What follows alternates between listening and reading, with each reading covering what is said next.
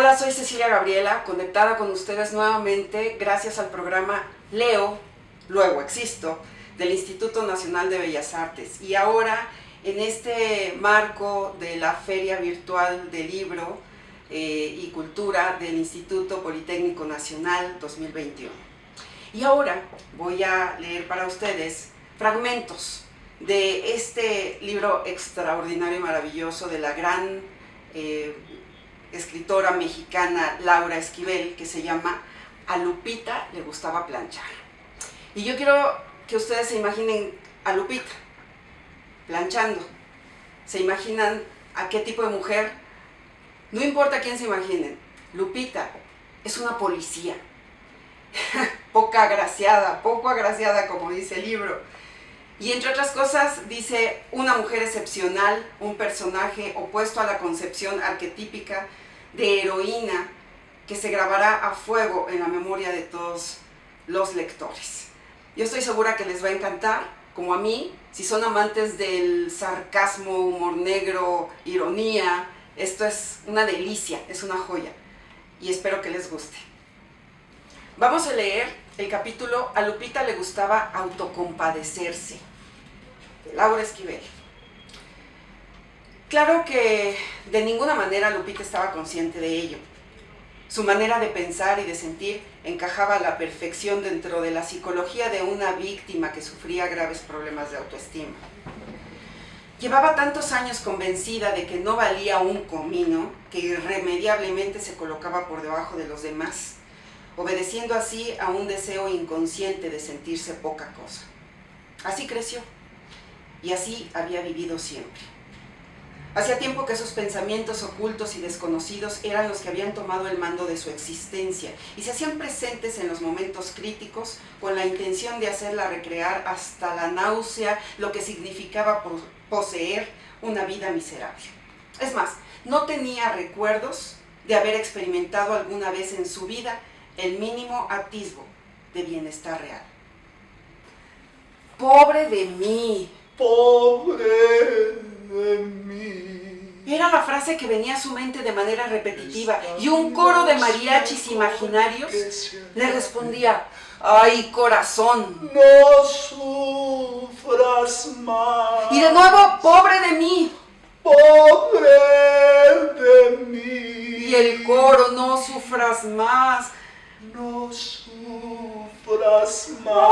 ¡Ay! Letra y música correspondían a una canción que Pedro Infante hiciera famosa. Lupita se preguntaba, ¿por qué una vez más la desgracia había tocado a su puerta? ¿Por qué no se había detenido unos minutos en la lonchería donde habitualmente le permitían usar el baño, ya fuera para descargar sus intestinos o para cambiarse la toalla sanitaria?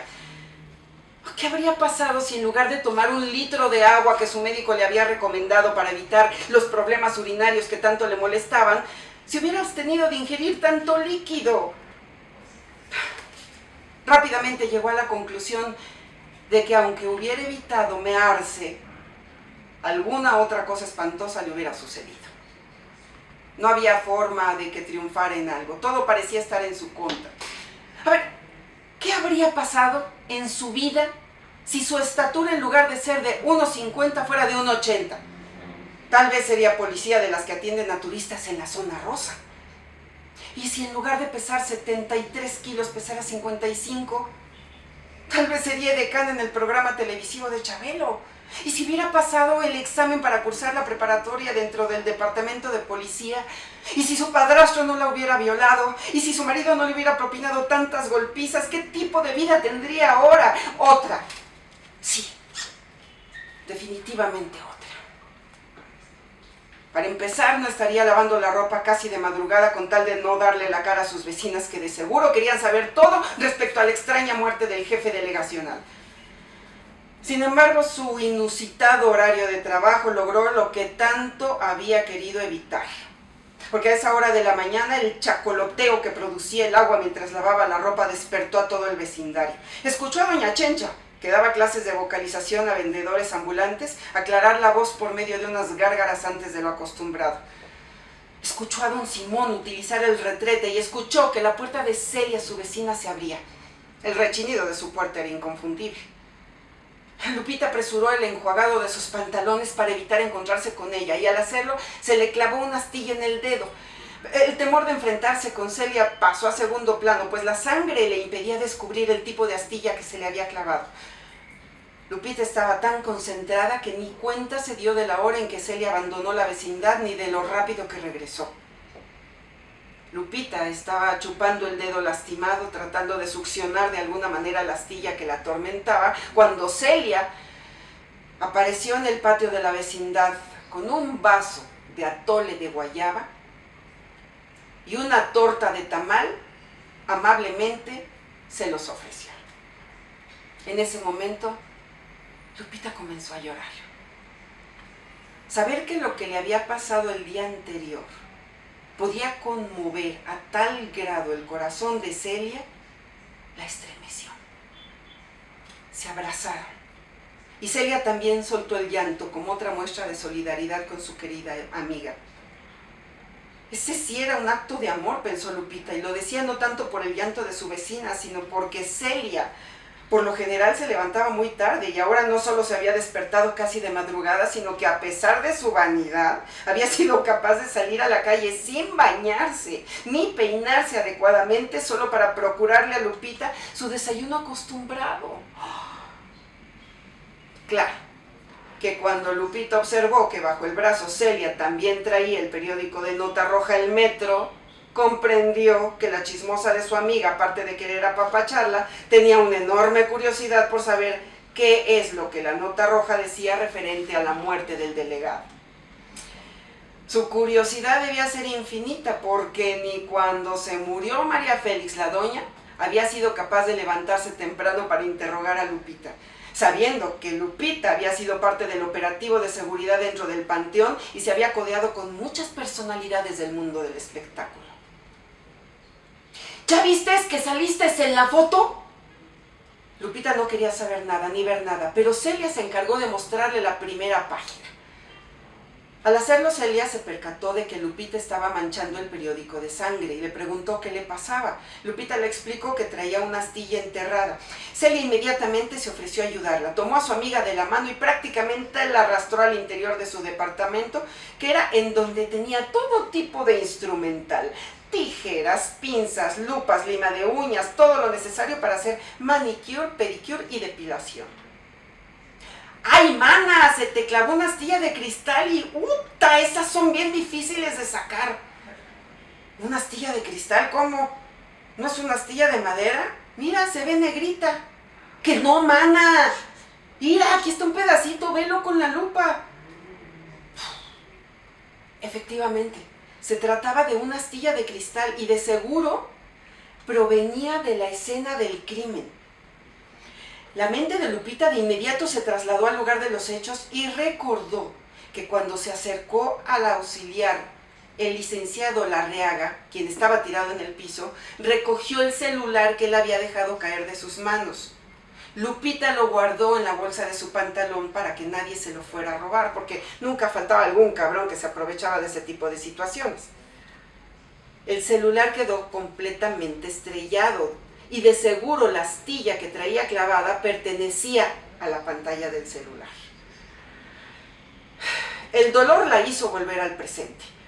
La operación que Celia le estaba practicando en el dedo era de lo más dolorosa. Sin embargo, Lupita le encontraba cierto gusto. Se podía decir que el dolor era lo suyo y Celia de alguna manera era parte de él.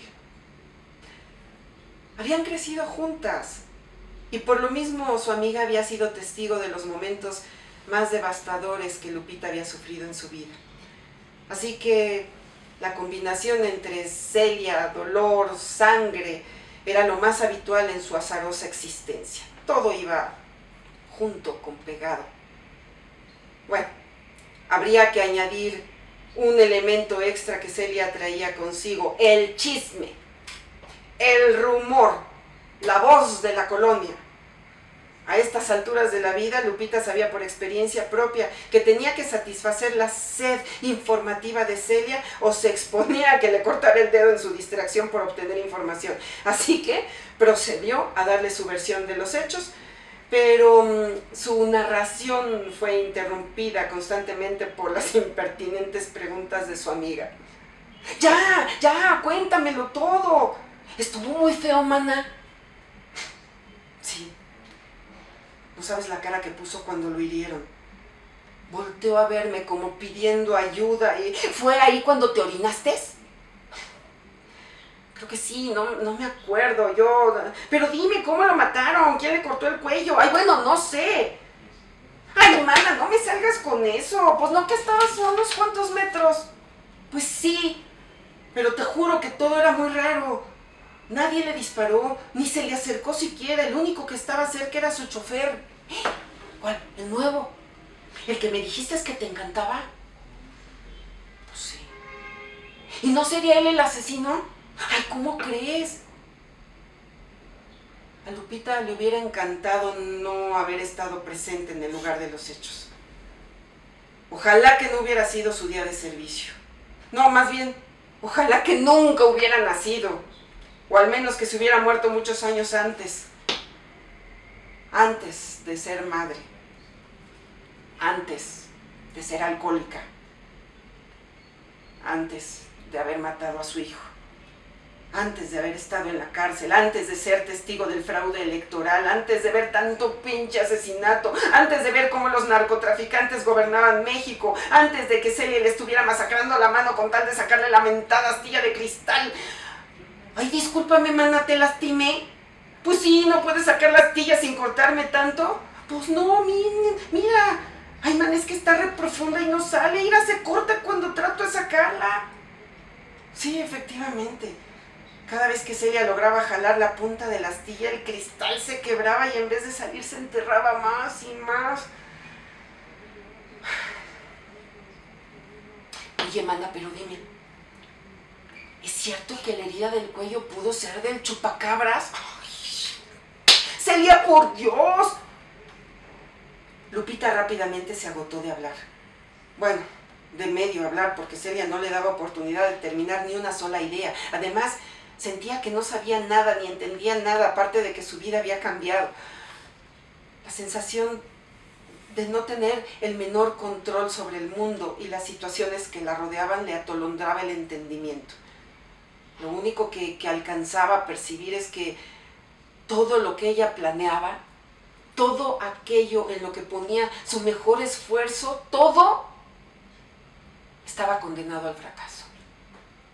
No pudo evitar relacionar el gesto que hizo el delegado cuando recibió la herida mortal en su cuello con la mueca de sorpresa que hizo su hijo cuando ella lo tiró al suelo y soltó el llanto.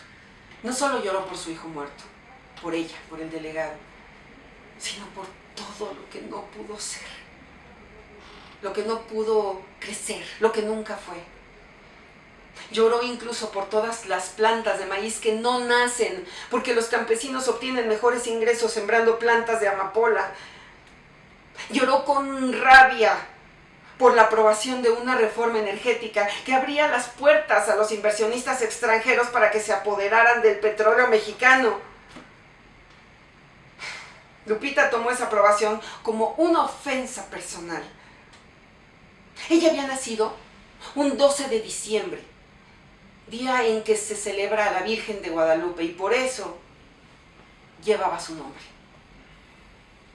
El Congreso de la Unión aprobó la reforma precisamente ese día, y Lupita consideraba todo el operativo como una gran traición a la patria, a la Virgen, a su propia persona, ya que de ahí en adelante la celebración de su cumpleaños se vería empañada por este vergonzoso acto. Lupita también lloró por México, en manos de los vendepatrias, los narcos, en manos de los que asesinan para impedir que la gente como ella viva, que gente como el delegado viva. Lloró también por el destino de toda la delegación, que ahora iba a quedar en manos nefastas.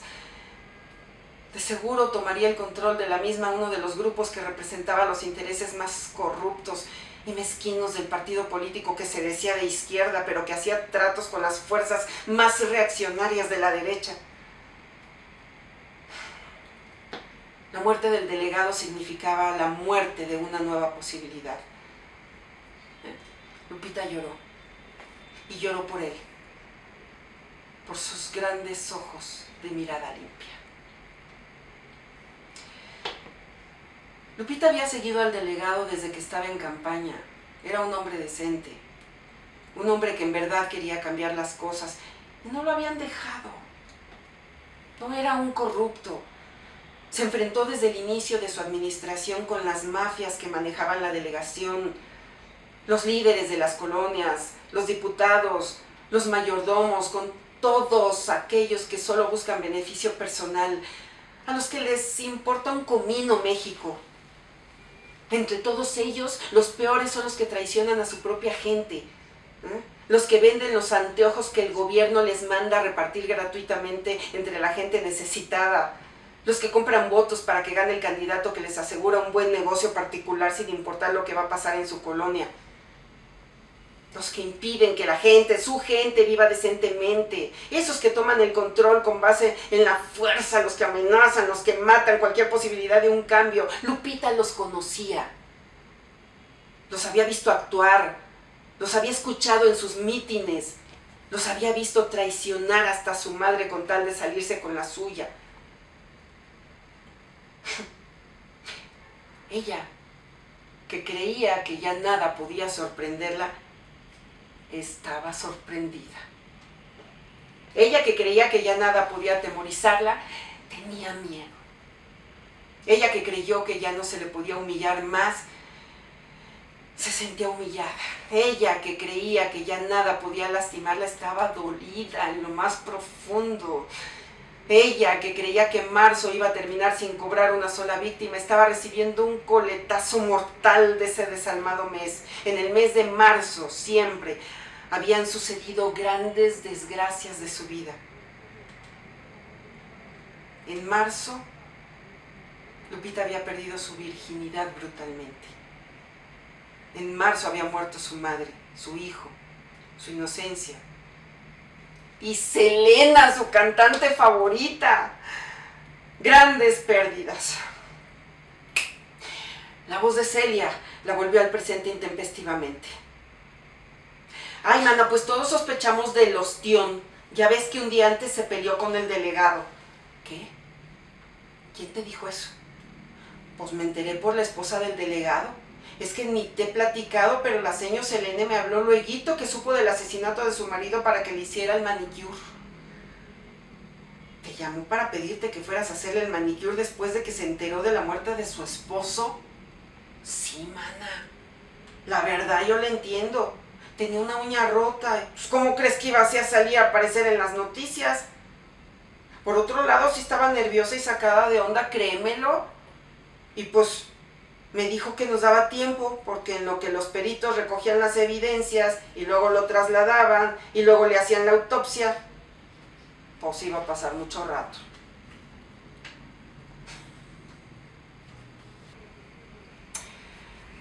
A Lupita le gustaba chingar.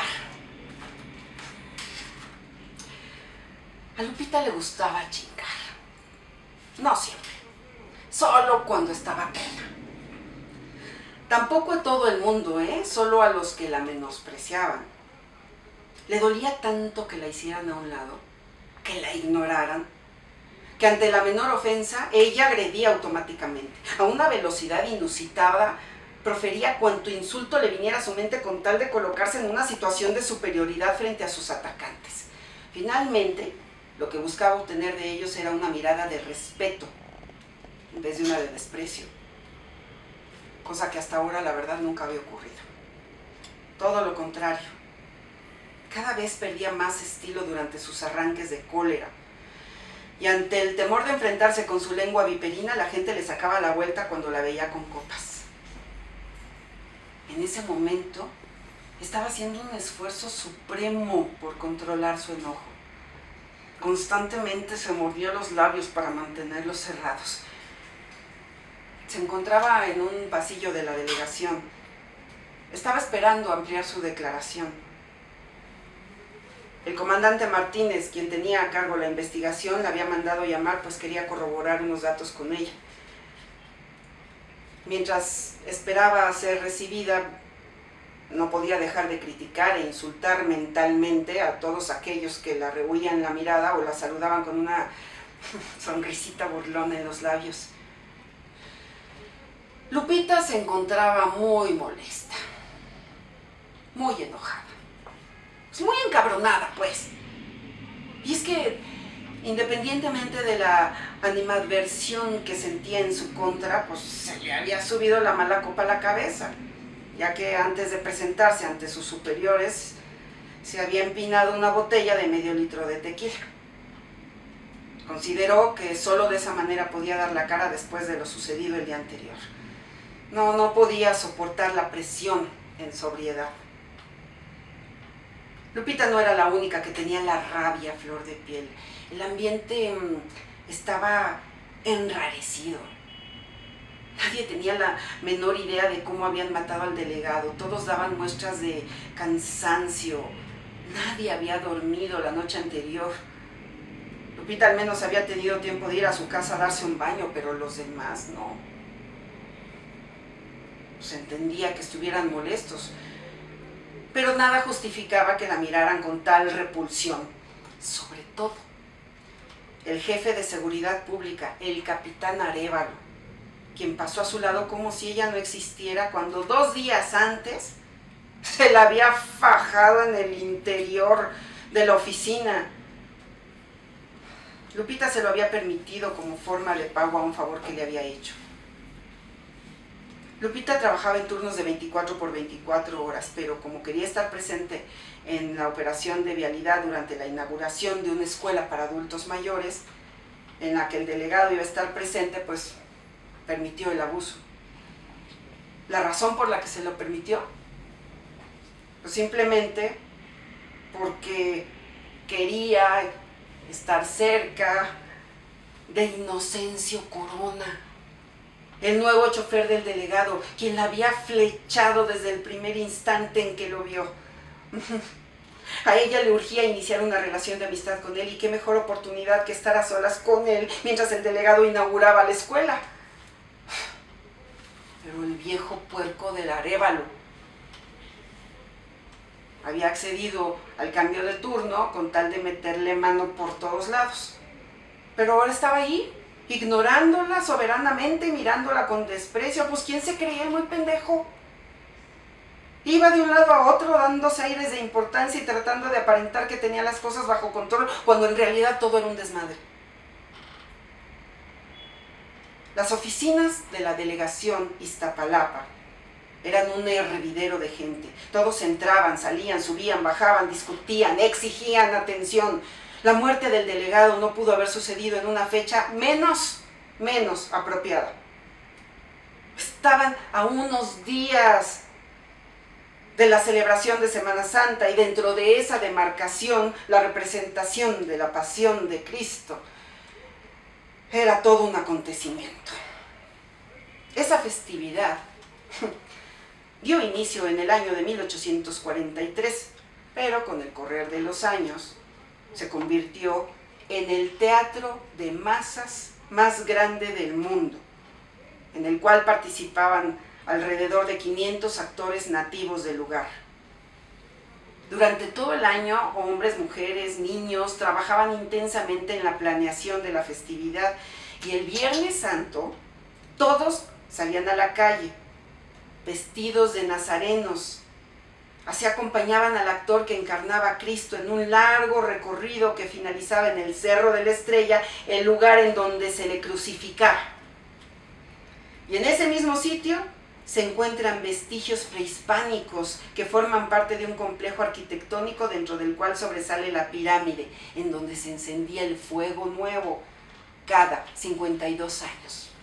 Que entre paréntesis, aquí viene la descripción de lo que es el fuego nuevo. Pero continúo.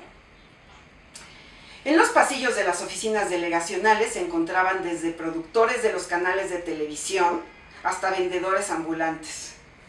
A todos les preocupaba que a causa del asesinato se fuera a suspender el acto programado para el fin de semana.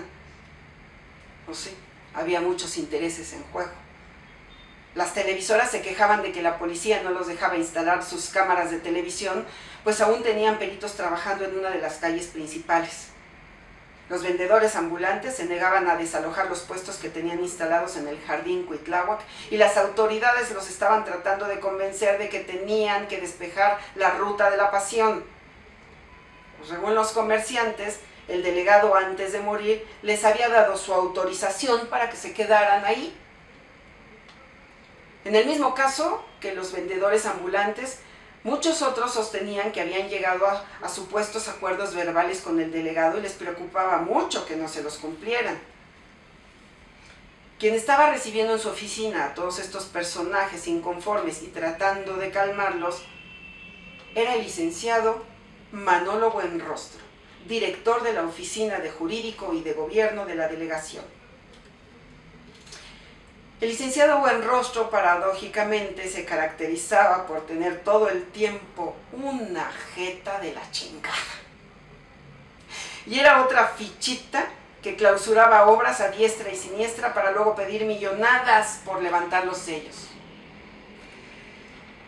Entre los quejosos se encontraba en primer lugar la Mami, la líder de los vendedores ambulantes, que exigía a gritos que se le respetaran sus puestos callejeros. La Mami había tenido sus diferencias con el delegado, pues era de todos conocido que algunos de los comerciantes que ella representaba, aparte de mercancía china, los vendían drogas. Lupita conocía a todos los vendedores, hasta de nombre, pues en su época de adicta, algunos habían sido sus dealers. La Mami le causaba escalofríos. Era una mujer desalmada. Con facilidad mandaba matar a quien se opusiera a sus planes.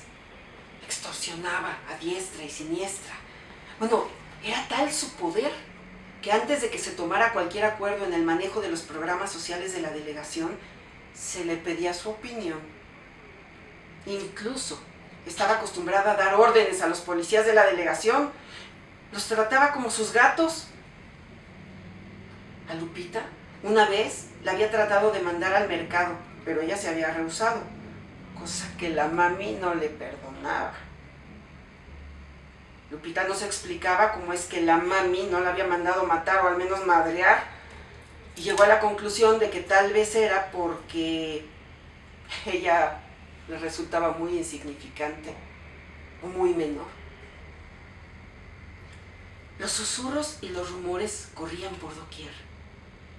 Todo el mundo quería participar con su granito de intriga. La extraña muerte del delegado dejaba abierta la puerta para cualquier suposición. ¿Qué si el delegado se había peleado con la Mami debido a que habían retirado por la fuerza a un grupo de ambulantes? ¿O que si el diputado Francisco Torreja, apodado el Ostión por escurridizo e inconsistente, lo había amenazado de muerte porque el delegado tenía planeado denunciarlo ante las autoridades, acusado de corrupción? El Ostión, en efecto, era el diputado más corrupto que Lupita había conocido en su vida. Era un hijo de puta que en su territorio amenazaba a mujeres, compraba voluntades, protegía a narcos y ante la inesperada ausencia del delegado, no se movía de la oficina tratando de sacar provecho de la confusión generalizada.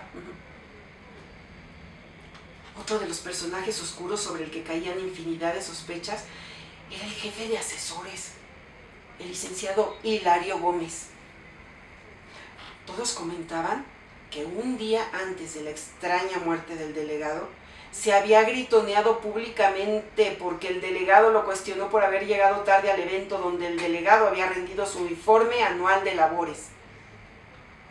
Una de las secretarias le mencionó a Lupita que lo que más había molestado al licenciado Larreaga era que el jefe de asesores se hubiera negado a decirle en dónde estaba o cuál era la causa tan importantísima por la que no había llegado a tiempo y ni siquiera había mandado con un tercero el PowerPoint que el delegado necesitaba para dar el informe y sin el cual no le había quedado otra opción que improvisar.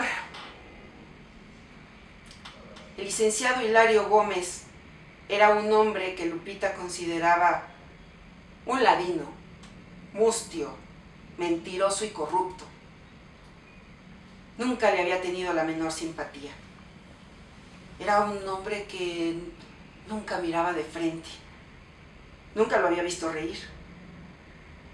Era un ser mediocre, acomodaticio, bofo, de manos sudorosas, de lentes, calvo y gordo, que destilaba envidia y profunda ambición.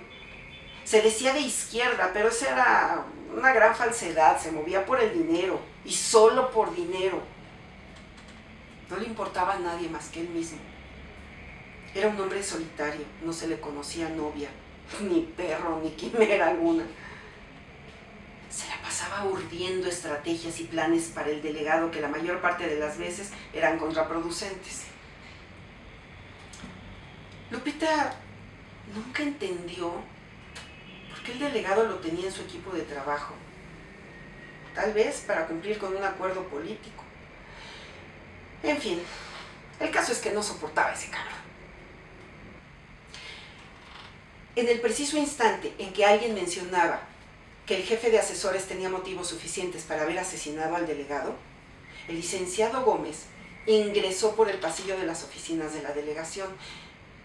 Todos guardaron silencio. Bueno, menos Lupita, la cual dejó a todos con la boca abierta al dirigirse en voz alta al licenciado Gómez de una manera por demás irrespetuosa. A ver tú, ¿por qué no les dice a los que están hablando mal de usted que no llegó a tiempo al informe del delegado porque le estaban depilando la espalda? Efectivamente, al licenciado Hilario Gómez le habían estado depilando la peluda espalda que tenía. ¿Que cómo lo sabía Lupita? Pues porque esa información confidencial se la había dado Celia, su vecina. Ella, claro, personalmente lo había depilado y le había comentado a Lupita que hasta le había quemado un poco la piel, pues él estaba tan nervioso porque ya se le estaba haciendo tarde que le pidió que le aplicara la cera aunque estuviera un poco caliente. Tenía que irse lo más pronto posible para llegar a tiempo al informe. Lupita le preguntó a Celia que si tanta prisa tenía por cumplir con las responsabilidades de su trabajo, ¿para qué chingado se había ido a depilar? Y Celia le dijo que ella creía que porque se iba a ir de fin de semana con una amiga a Acapulco y ese era el único tiempo libre que había encontrado para hacerse la depilación. Lupita le preguntó, guácala, ¿hay quien quiera acostarse con ese tipo? Pues sí, mana, bueno, no me lo vayas a tomar a mal, pero dicen las malas lenguas, ¿verdad?, que la esposa de tu delegado y él... ¡Ya, Celia, cállate! En serio que tengo ganas de vomitar. Esa reclamación, las palabras de Lupita, provocaron un silencio total. Y por ahí explíqueles, Milik, que usted sería incapaz de matar a su amigo por motivos laborales, pero sí por acostarse con su esposa. Gracias al Todopoderoso, en ese momento le tocó el turno a Lupita para pasar a la oficina del fiscal, pues el jefe de asesores le tomó un poco salir de su asombro, pero ya había reaccionado y estaba a punto de abalanzarse sobre Lupita. Buenos días, comandante. Tome asiento, por favor. El espacio en donde estaba ubicado el escritorio del comandante Martínez obligaba a la cercanía. Al dar las gracias, el rostro de Lupita quedó muy cerca del comandante. Yo no sabía que se podía venir a trabajar con aliento alcohólico. ¿Siempre viene así? Y Lupita respondió, no siempre. ¿Por qué? Porque hasta donde sé no se puede beber cuando uno está de servicio. Así es, pero no se preocupe, ahorita no estoy de servicio. Y con arrogancia preguntó, ¿en qué le puedo ayudar? Ayer ya rendí mi declaración lo más extensa que pude. El comandante sonríe sorprendido ante la respuesta y la actitud de Lupita. En las manos tiene la declaración que Lupita rendió ante el Ministerio Público. Sí, ya la revisé. Por cierto, le quería preguntar respecto a la arruga que mencionó aquí en su declaración. ¿De qué tipo de arruga habla? Lupita se acomoda en la silla, la pregunta le incomoda, no sabe con qué intenciones se la hace el comandante Martínez. Pues mire, era muy parecida a la que usted trae en el cuello. Lo que pasa es que la suya no se debe a un mal planchado, sino porque se ve que usted cuando dobló su ropa no lo hizo con cuidado y quedó mal acomodado el cuello. Lupita guarda silencio ante el temor de nuevamente hacer el ridículo. Siga, me interesa. Es que, mire, las manos también planchan. A veces no basta planchar la ropa, sino doblarla poniendo cierta presión y cuidando que no queden dobleces entre la ropa. Por cierto, también le recomiendo que no deje su saco sobre el mismo sillón donde duerme su gato, porque se le pegan las bolas de pelos. El comandante Martínez no puede impedir que una luz de admiración le ilumine los ojos. La plática de esa mujer le parecía lo más refrescante que había escuchado en mucho tiempo. Lupita lleva su mano al hombro para ejemplificar el movimiento que el comandante debe hacer para sacudirse los pelos de gato de su saco y hace un gesto de dolor, pues se rozó su dedo lastimado con la ropa. ¿Qué le pasó? Nada importante, se me enterró una astilla. Pues por el tamaño de la herida más bien parece que fue un astillón, ¿verdad? Pero no se preocupe, eso no abre otra línea de investigación. Por cierto, y volviendo a la arruga, el delegado traía una camisa con la arruga y 2 horas más tarde ya no. En ese transcurso de tiempo se la debe de haber cambiado y dice su secretaria que no se la cambió en la oficina. Pero dice el chofer que tampoco en su casa, así que... ¿Usted sugiere que investiguemos dónde fue? Pues sí. Bueno, mire, tomo nota, pero antes le voy a pedir que mire este video que ayer por la noche unos turistas nos hicieron el favor de entregar. Se los tomó el bolero de la esquina por equivocación. Ellos le pidieron que les tomara una foto y él oprimió el botón de video. Mire usted. Lupita observa con detenimiento el mencionado video en el que se ve una pareja en primer plano sonriendo. Luego se escucha a la turista preguntando, ¿Ya salió? No sé, creo que sí, mire usted, le respondió el bolero. La cámara sigue grabando y la pareja sale de foco y en ese instante se ve a Lupita y a un hombre desconocido cruzando la acera y caminando en dirección del delegado, quien está a punto de subir a su automóvil. Inocencio, su chofer, está parado junto a la puerta cediéndole el paso a su jefe. El delegado sostiene con una mano el celular por el que va hablando y con la otra mano saluda al hombre que camina junto a Lupita y con el que ella casi se tropieza. El hombre responde el saludo y hasta ahí se ve la toma antes de irse al cielo. Como verá, la cámara no muestra el rostro de este hombre y como es el único sospechoso que tenemos y usted la única persona que estuvo cerca de él, le vamos a pedir que por favor realice un retrato hablado. No sé si pueda. No lo vi. Bueno, sí lo vi, pero no recuerdo sus facciones. Por favor, haga un esfuerzo. Cualquier dato nos será de gran ayuda y estoy seguro de que con su capacidad de observación nos va a poder ayudar mucho. La están esperando para hacer un retrato hablado del sospechoso. Lupita, por primera vez en muchos años, siente que el hombre que tiene enfrente la valora. Eso la hace sentir muy bien. Su estado de ánimo mejora considerablemente y se le suelta la lengua.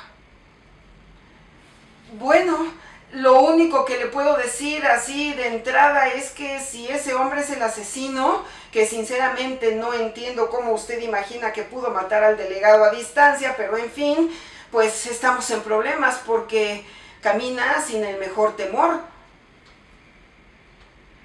El comandante Martínez sonríe nuevamente. Definitivamente esa bronca mujer le gustaba.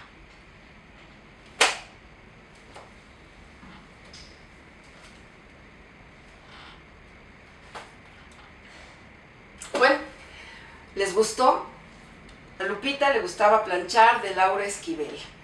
Está, de verdad, quiero pedirles que lo compren, que lo lean, que lo tengan, porque en momentos apachurrados vale la pena adentrarse a este mundo en donde el sarcasmo, la ironía, la descripción es deliciosa. Para los amantes de la lectura es deliciosa. Y yo les invito a que no nos perdamos todas las actividades que tiene preparado la feria del libro de forma virtual, que se va a realizar del 20 al 26 de septiembre. Así que no lo olviden, es la Feria Virtual de Libro y Cultura del Instituto Politécnico Nacional del 20 al 26 de septiembre de manera virtual. Yo estoy muy feliz de haber estado nuevamente con ustedes, así que gracias al Instituto Nacional de Bellas Artes. Leo, luego existo. Hasta pronto.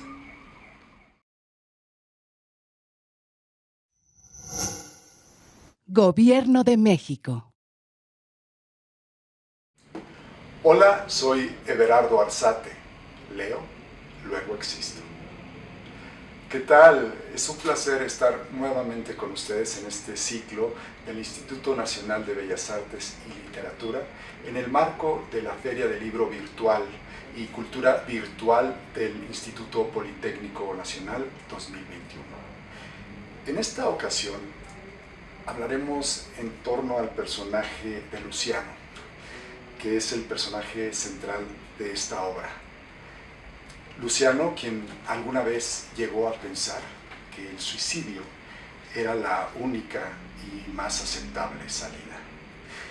Les estoy hablando de Divertimento, de Daniel Leiva. Es una obra póstuma del autor y compartiré unos fragmentos con ustedes. Cabe mencionar que tuve el placer de conocerlo hace muchos años. En el teatro develó una placa para nosotros, que fue un proyecto maravilloso también del Instituto Nacional de Bellas Artes. Fue el proyecto Shakespeare, al lado de grandes directores mexicanos como el maestro José Caballero y también dos grandes maestros que ya partieron, que fue el maestro Raúl Cermeño y el maestro José Solé. Pues también para ellos dedicada esta lectura. Y vamos a comenzar. Y pensé esta mañana en suicidarme, pero al salir a la calle y sentir el puto frío, decidí esperar, que terminara e intentarlo después. Y un viento helado corría por las calles, avenidas y plazas, penetrando insolente por todos los rincones. Y la nieve, sus copos diminutos empezarían a caer y luego se amontonarían, sepultarían monumentos y parques y jardines. Terminarían escondiéndose entre los voluptuosos y profundos pliegues de las esculturas o de las rejas. Y sí, Luciano lo sabía bien.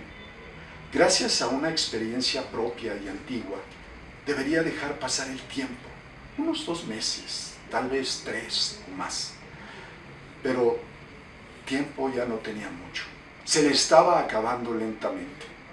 Luciano y sus 300 años huecos, su mirada color castaño triste.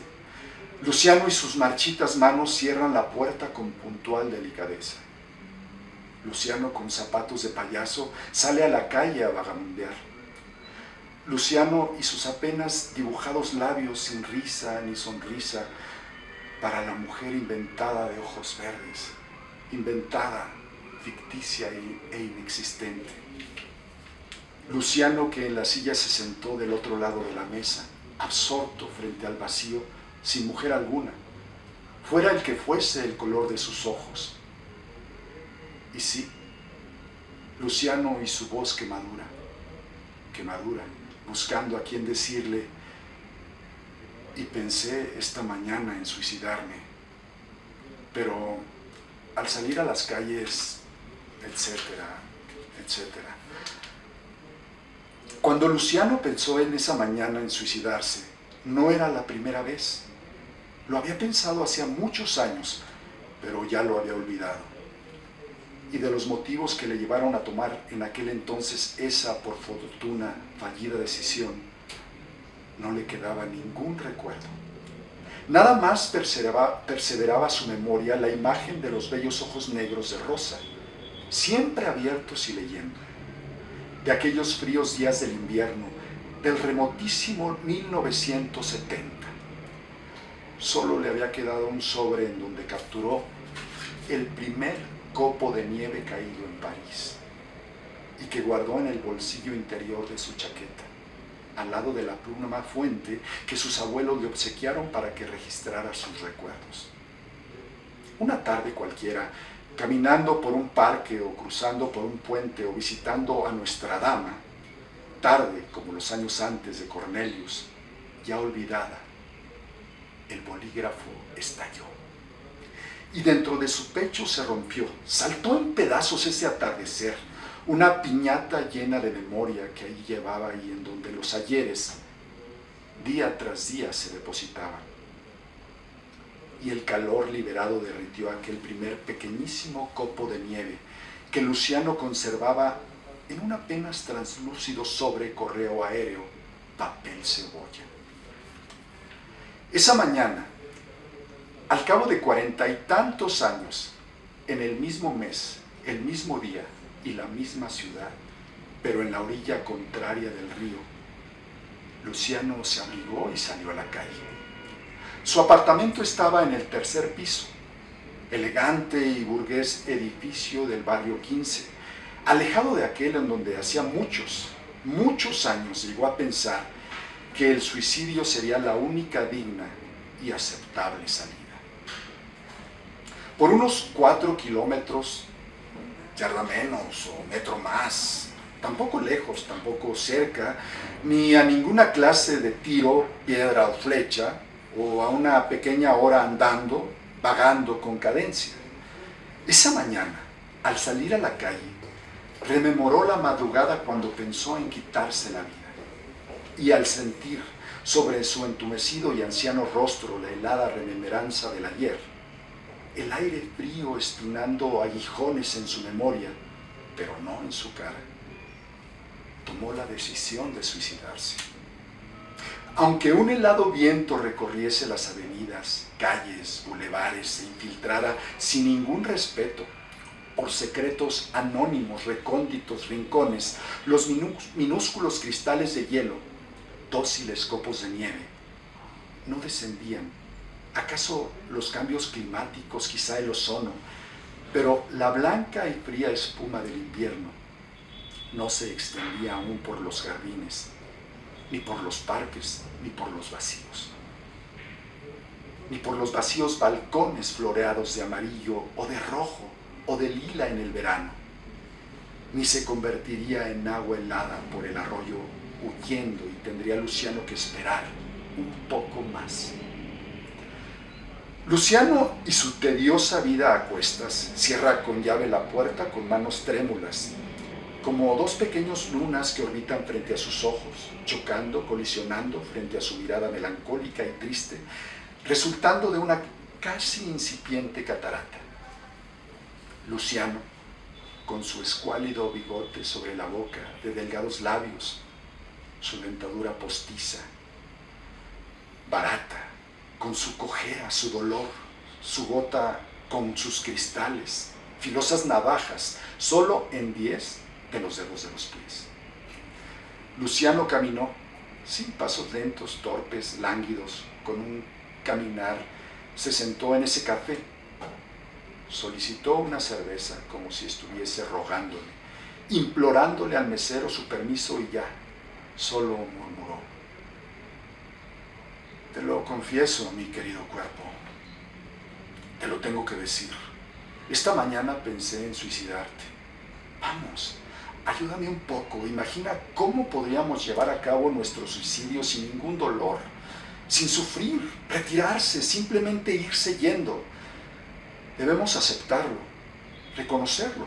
Somos tanto tú como yo, unos miedosos y cobardes. Luciano fue huérfano desde los 2 años. Creció con sus abuelos como Rosa y pasaba los atardeceres escuchando los tangos y boleros que tanto le gustaban a su abuela. O con su abuelo en su despacho oyendo sus viejos discos de música gala. de ascendencia francesa por su abuelo, descendiente de un joven y aguerrido legionario que estuvo en la batalla de Camarón a mediados del siglo XIX, nacido en un pequeño pueblito en las afueras de París. Ménilmontant, y sí señora, a cuya pequeña iglesia, bistro o estación de tren que todavía no construían, hubiese vuelto de no conocer. Y sí, señora, una veracruzana sensual y generosa que le hiciera olvidar por las noches los océanos, el Atlántico, el mar de los Sargazos y hasta el Mediterráneo, al que nunca viajó. Salió de Francia por el puerto de Brest, se fue olvidando de las aguas todas, incluso aquellas que corrían bajo los puentes del Sena, de todo, agua o tierra, que más allá estuviese de Coatzacoalcos o de los Tuxtlas. La infancia de Luciano transcurrió entre el profundo amor de sus abuelos y una melancolía cuyo origen o causa siempre lo desconocieron tanto médicos como sus maestros, pero que poco a poco fue invadiéndole conforme el tiempo pasaba y pasaba. Un niño triste, un poco temeroso, sin ambiciones, retraído y tímido, y en ocasiones un tanto cohibido. Como todos los niños, quiso ser futbolista o doctor y le gustaba imaginar historias. Se leyó uno por uno los libros que tuvo en sus manos, la buena biblioteca sobre literatura, en especial la francesa, propiedad de la familia. La devoró antes de cumplir los 15 años, después de la adolescencia. Y cuando le asaltó la adolescencia, supo que nunca tuvo vocación y ninguna preferencia por esta profesión o por aquella, carrera en especial y como todos los jóvenes. Alguna vez también soñó en ser cantante. La excelente memoria de Luciano propició que sus años escolares fuesen un pasatiempo, no una tortura. En la escuela aprendía de memoria. Nada de razonar o de inducir, nada de deducir o discernir. Luciano fue dedicado, estudioso, un Funes memorioso, sin embargo, no tenía la mínima ambición. Al finalizar su preparatoria vendió sus 2 colecciones de discos boleros, tangos y tangos boleros, acompasado regalo a lo largo de cada cumpleaños de su abuela. Los álbumes completos de fotografías de futbolistas y un estetoscopio que le compró a un anticuario ahí de la Lagunilla. Y apenas cumplió 21 años y fue mayor de edad, obtuvo su pasaporte y se fue a recorrer Europa, a pasear por Francia. ¿Acaso tan solo a ver París? Tan solo a verla. Desde aquel aguerrido legionario que desertó después de la batalla de Camarón, ninguno, ni los hijos, ni los nietos, tampoco los bisnietos, ni los tataranietos conocieron Europa. Y ahora su chozono sería el primero en cruzar la mar océano.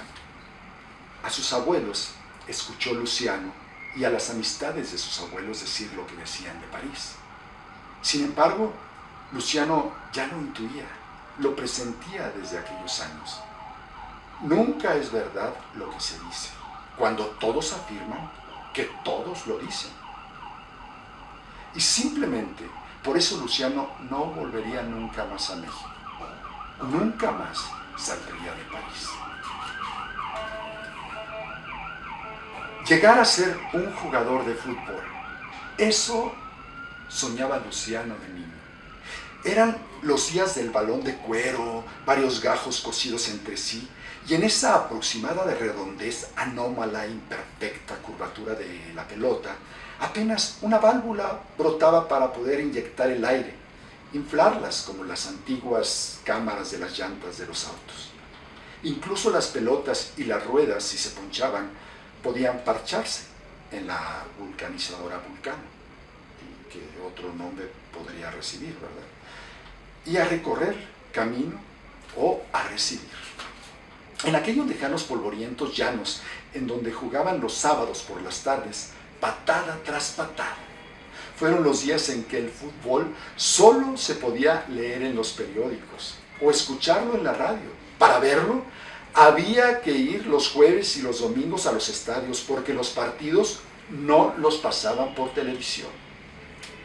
Eran los días en que al jugador lo idolatraban los aficionados no por su habilidad o su destreza, su gamboteo o su velocidad.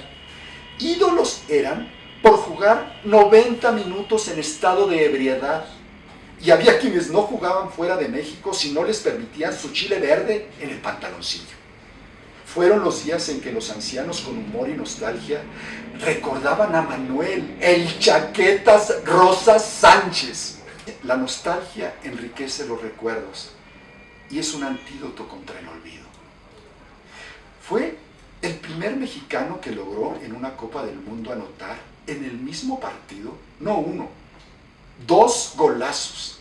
Y además, ¿en qué mundial? 1930 en Uruguay. Y lo apodaban el Chaquetas porque de una rara dolencia padecía, una insólita y extraña enfermedad que le producía eyaculaciones intempestivas en pleno partido y abandonaba el terreno de juego para cambiarse los pantaloncillos, bajo los gritos y los alaridos de los fanáticos en el estadio.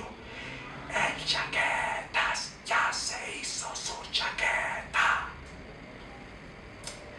Eran los días en que los equipos alineaban un portero, solo los 3 defensas atrás y adelante los 5 delanteros, y en medio, pues, 2 medios. Luciano quiso ser extremo izquierdo, jugar por la banda con el 11 delgado, muy alto, piernas largas, corría dando gigantescas zancadas, pero para su desgracia era siniestro por partida doble. Zurda la pierna izquierda y la derecha. Cuando llegaba por fin a pegarle a la pelota, se desmoronaba con sus extremidades, ambas piernas sólida y estrechamente entrelazadas. Fueron los días en los que guardó antes de que los años poco a poco se lo borraran, se lo diluyesen, el recuerdo de un niño entusiasmado corriendo por la banda izquierda, toda, y en su espalda un enorme número 11. Eran los días en que al terminar un encuentro de fútbol en los llanos, mientras trataba de desenrollar las anudadas piernas, comprendió. El sueño de anotar en un estadio lo compartía con todos los niños del llano. Y todos los niños del llano podían golpear a la pelota con la pierna siniestra y con la diestra. Primero triste y luego resignado, Luciano decidió cambiar de sueño y resolvió que quería ser doctor. Fueron los días en que el interés de Luciano cambió de los deportes a la ciencia y les dijo a sus abuelos que quería estudiar la medicina y le compraron un estetoscopio ahí en un anticuario de la Lagunilla. Eran los días en que se propuso llegar a ser un neurocirujano prestigioso o un cardiólogo admirado, diagnosticar los males del cerebro y poder conocer sus pensamientos, o dedicarse a las enfermedades del corazón, sentir sus emociones. Fueron los días de la adolescencia cuando se le enquistó la absurda idea sobre el comportamiento del cerebro y el nuevo proceder del corazón. Y fueron esos los días aquellos cuando Luciano empezó a convencerse de que la gente pensaba y sentía con el cerebro y con el corazón. Por una desgraciada y lamentable mutación ocurrida a los humanos allá, durante las noches de tiempos oscuros, cuando un hombre y una mujer de especies diferentes copularon bajo constelaciones ignoradas, desconocidas hoy por los astrónomos, porque se han apagado o desplazado hasta los límites del universo.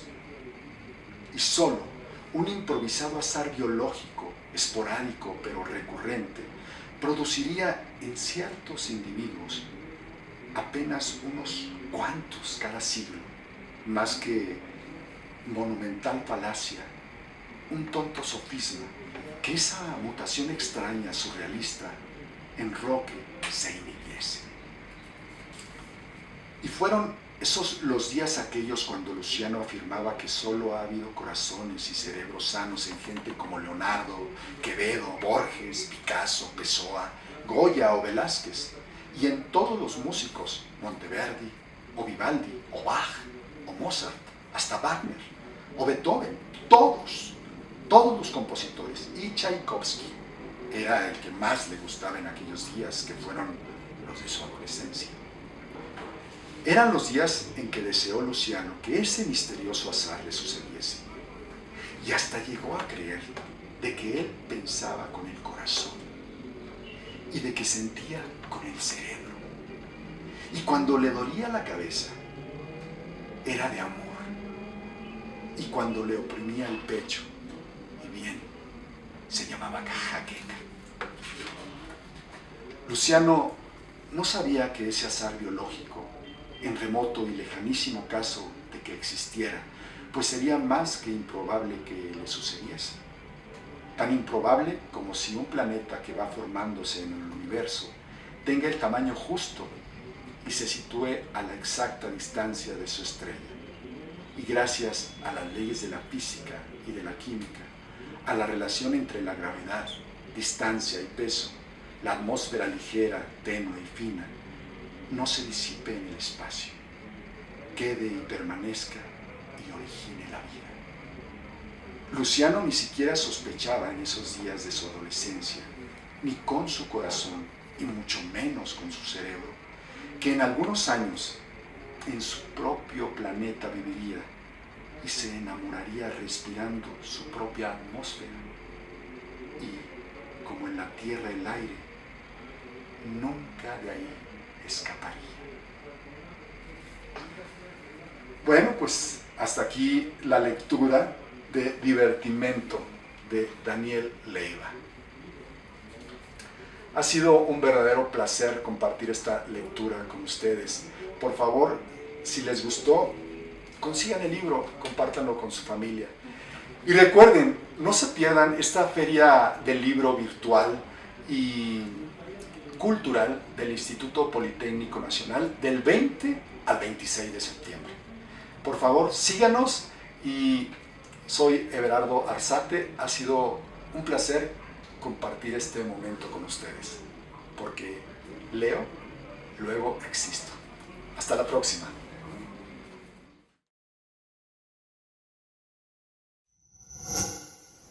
Gobierno de México.